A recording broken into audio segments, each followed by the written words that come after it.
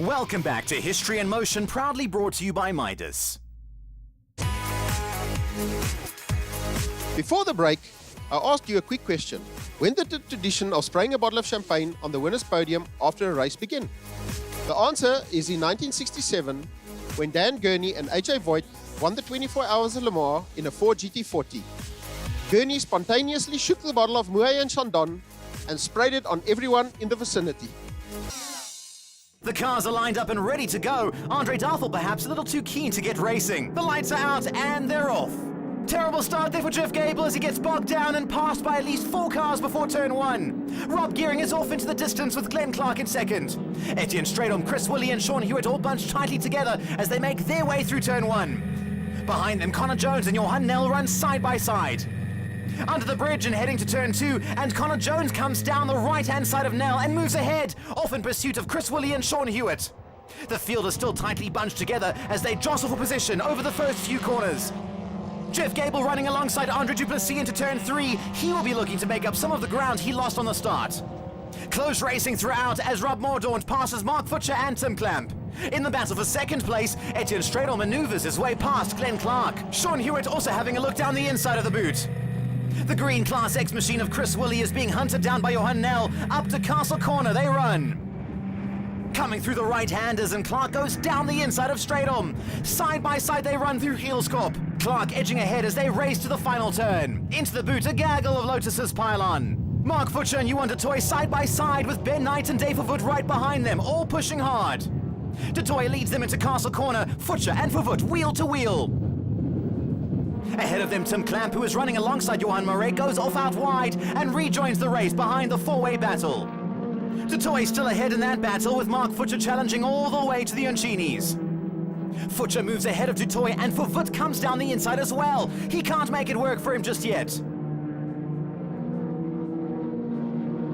Sean Hewitt leads Etienne Stradom into the boot. Ahead of them, Glenn Clark. Behind them, Gable and Jones. Through the boot and on towards Castle Corner, Gable and Jones run side by side.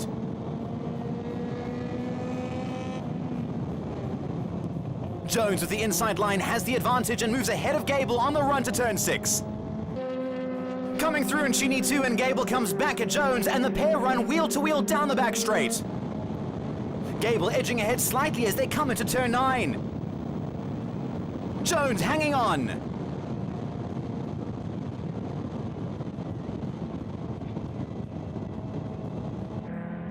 Ahead of them, Glenn Clark is coming under pressure from Etienne Stradom and Sean Hewitt, who are battling with each other as well.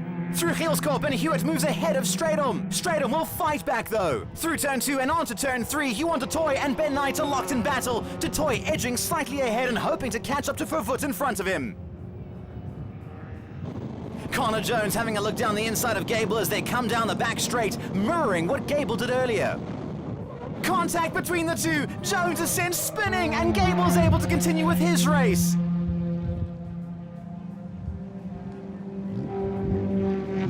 Looking at the replay, contact was made just behind Jones's front wheel, which sent him spinning and out of the race. Side by side, Johan Murray and Mark Futcher race into the boot. Futcher on the inside gains the advantage as they go through the first part, and he stays ahead towards Castle Corner, beginning his chase of Johan Powell. Futcher has moved alongside Powell as they power their way to the Uncinis. Futcher moves ahead and Powell is left to chase. Through Uncini 2 and Powell is now coming under pressure from Murray as they head into the long back straight. Murray pulls alongside Powell and passes him on the straight, pulling back in quickly to get a tow from Futcher. Nose to tail, the 3 run into turn 9. Behind them, Dave Vervoet leads Ben Knight and Yuan Dutoy. Dutoy on the inside edges ahead of Knights through the right-hander. Very exciting racing. Johan Powell keeping the power down as he approaches the boot. Ahead of him, Johan Murray. Gearing down into the boot, and Murray loses the back and slides off the track and into the kitty litter. Powell now pushing hard, has the Class L lead in his sights as he comes up on Andre Duplessis. Into turn 3, he makes his move and takes the lead of Class L. Duplessis now falling behind. Rob Gearing comes round the final bend and he will find the checkered flag waiting for him. Double victory on the day for Gearing and he will be very happy with that. The battle between Jeff Gable and Etienne Stratum is going to the line. Gable leads Stratum through the final bend. Stratum unable to fight back, and he will have to settle for 5th place, 7/10 of a second behind Gable. Johan Nel and Chris Woolley are also taking it to the line. Woolley edging ahead into the final corner. Round they go, wheel to wheel. It's anyone's as they race to the flag. Chris Woolley has it by 1/10 of a second. After being passed by Johan Powell, Andre Duplessis has held on and leads Johan de Toy. Tim Clamp and Ben Knight around the final corner to the flag. Close racing in Class L once again. Ashley Dean leads Dave Vervoort and Barry John Robinson to the finish. Dean finishing just 3/10 of a second ahead of Vervoort at the line. Comfortable victory for Rob Gearing. Sean Hewitt took 2nd and Glenn Clark 3rd. 7/10 of a second separated Gable and Stratum. Chris Woolley, Johan Nel and Jonathan Clamp separated by just over 4/10 of a second. Johan Powell taking his first ever Class L victory. It was a good race between Glenn, Etienne and myself. Got off to a good start off the line. Managed to sneak past Chris. Which helped a lot because he's got a lot of power to drag us down the straight. And then I got involved with these two guys and we had an awesome time. Unfortunately, my car started overheating, so in the last 3 laps I started losing power, and then they started eking away from me, and unfortunately Jeff just got me on the line for 4th. So slightly disappointing, but had good fun while the going was good. I had a good race. Couple of corners side by side with Sean. He was driving like a demon today. I don't know where he found it, and I'm hoping he loses it again before the next race. But well done, Sean. Awesome race. At one stage, I was battling with a bit of temperature problems and trying to stick under his backside. I thought I was going to give him a fright on the last lap, but unfortunately, he just kept it all together. And that's the way the cookie crumbles at the end of the day. A very difficult start. I got held up dramatically. Johan came from, I think, 19th. And by turn 2, it got through me, it got past me. And it was just unbelievable. It was just crash avoidance all the way.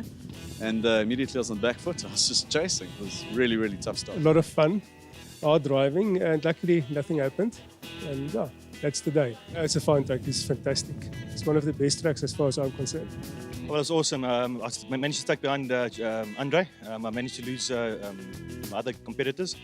And then in the second last lap, Andre's car started giving problems. His engine fuel pump actually packed up, and he said I must go past him. And I passed him, and my first place in 5 years. So I'm very, very happy about it.